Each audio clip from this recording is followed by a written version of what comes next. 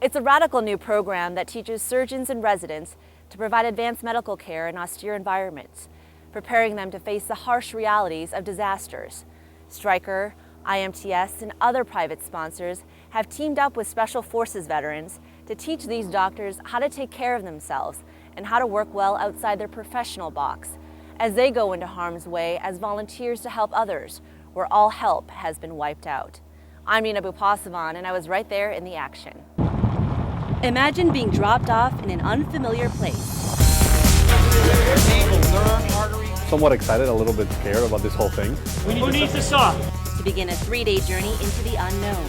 It's going to be kind of interesting to see what we're going to encounter. I'm actually trying to stay as open-minded as possible. I'm coming in excited, but also ready to take on whatever is put in front of me.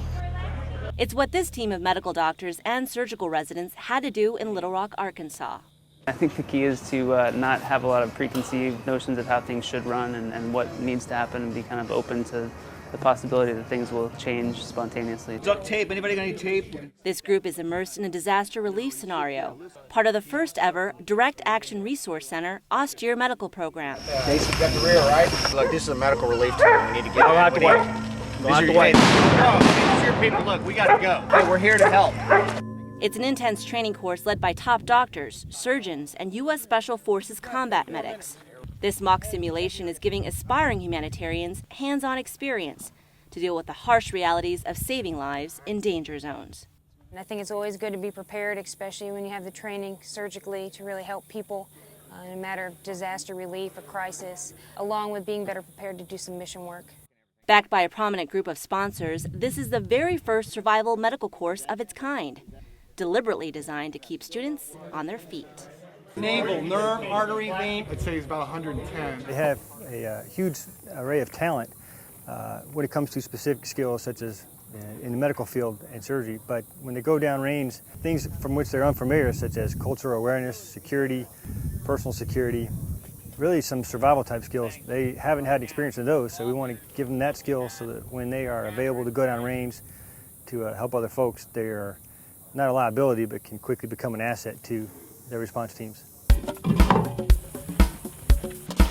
Students split up into teams to get things done, from building an operating room from the ground up to creating safe living quarters.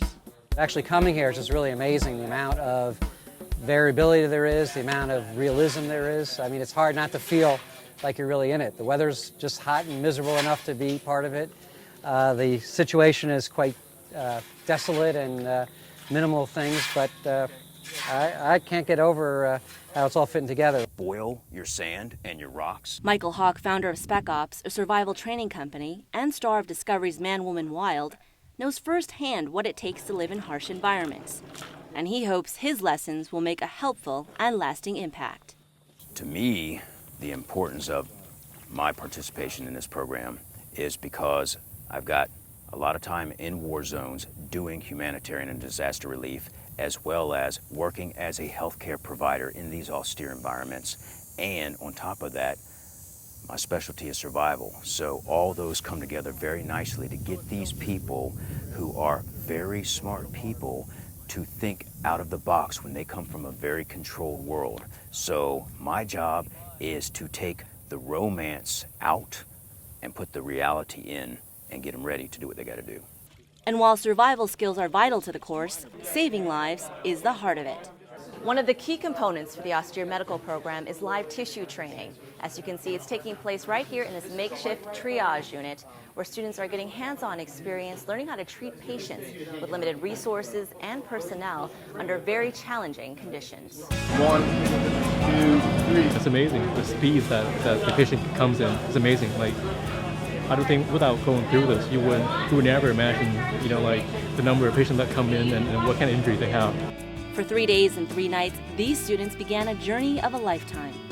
To me, it's just the knowledge you gain, having these expert instructors come in and teach you how to purify water, teach you, basic security and things to worry about, taking care of yourself before you can take care of other people. I think that's the thing I got most out of it. Each student paving their own unique path in hopes of leading them to where they want to be, in a world in desperate need of helping hands. It's a once-in-a-lifetime opportunity, and I'm glad I did it. You come out as a better doctor because of it. I think it's a great facility here, and I think people are going to come away with a lot of experience and a lot of comfort if they have to do this again in a different setting. We've come together to put together this special program, which is, in my way of thinking, never been done, very unique, and the most realistic training that any doc can get before he gets ready to go into a war zone.